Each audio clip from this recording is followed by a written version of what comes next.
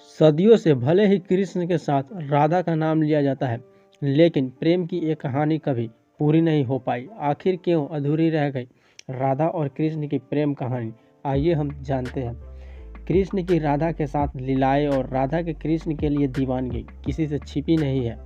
आज भी उनके अमर प्रेम का उदाहरण लोग देते रहते हैं। भले ही ये किसी एक दूसरे का कभी नहीं हो सका, लेकिन फिर भी इनका नाम साथ में लिया जाता है।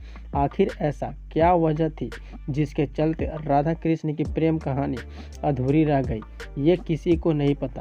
गर्ग संहिता और पुराणों में इसकी वजह बताई गई है। चलिए जानते हैं आखिर क्यों नहीं हो सका राधा और कृष्ण की शादी। गर्ग संहिता के मुताबिक कृष्ण जब बचपन में नंद बाबा के गोद में खेल रहे थे, तभी उन्हें एक अद्भुत शक्ति का आभास हुआ, जो कोई नहीं बल्कि राधा थी। वह तुरंत ही बाल अवस्था को छोड़कर यौनावस्था में आ गया। ऐसा माना जाता है कि इसी समय ब्रह्मा जी ने राधा कृष्ण का विवाह कराया था। विवाह हो जाने के बाद सब कुछ सामान्य हो गया।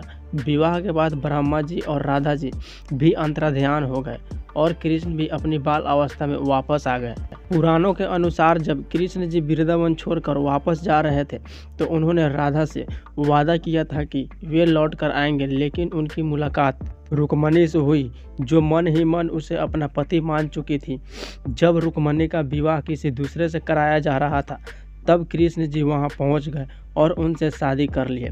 पौराणिक कथाओं के अनुसार राधा को रुक्मणी का आध्यात्मिक अवतार भी माना जाता है। जब इन कथाओं को मानो तो राधा और कृष्ण का विवाह सीधे तौर पर नहीं हुआ, लेकिन जीवन भर एक दूसरे से प्रेम करते रहे। पौराणिक कथाओं के मुताबिक जब राधा कृष्ण बचपन में मिले थे, तो तभी उन्हें अपने प्रेम का आभास हो गया था। राधा कृष्ण से उम्र में 11 महीने की बड़ी थी, इसलिए वह कभी शादी के बंधन में नहीं बंधे। बाद में राधा का विवाह यशोदा के भाई रायान गोपा से हो गई थी और राधा रिश्ते में कृष्ण की मामी लगने लगी थी, इसलिए भी उन्होंने उनसे शादी नहीं किया।